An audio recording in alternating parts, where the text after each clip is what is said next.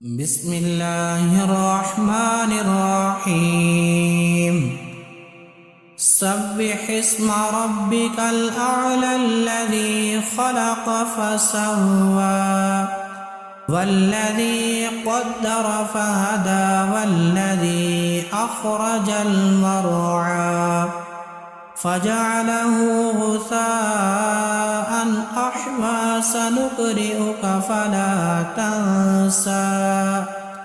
إلا ما شاء الله إنه يعلم الجهر وما يخفى ونيسرك لليسرى فذكر إن نفعت الذكرى سيذكر من يخشى ويتجنبها الأشقى الذي يصلى النار الكبرى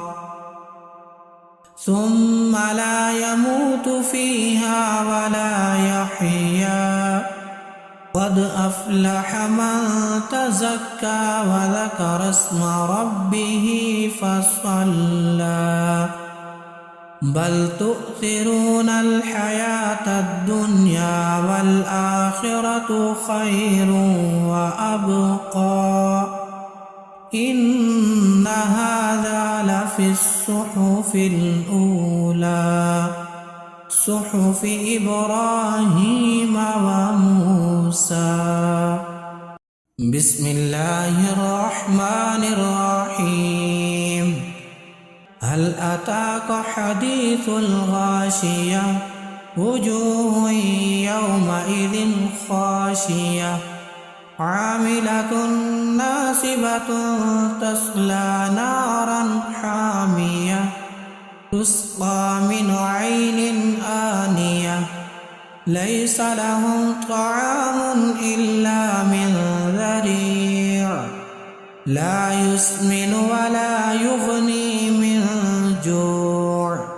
وجوه يومئذ ناعمة لسعيها راضية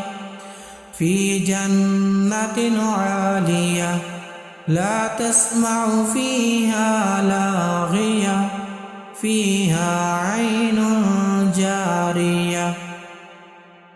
فيها سرر مرفوعة وأكواب موضوعة ونمارق مصفوفة وزرابي مبثوثة أفلا ينظرون إلى الإبل كيف خلقت وإلى السماء كيف رفعت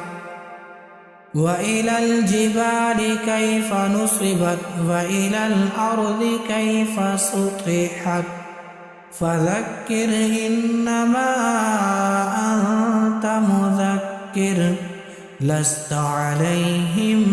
بمسيطر إلا من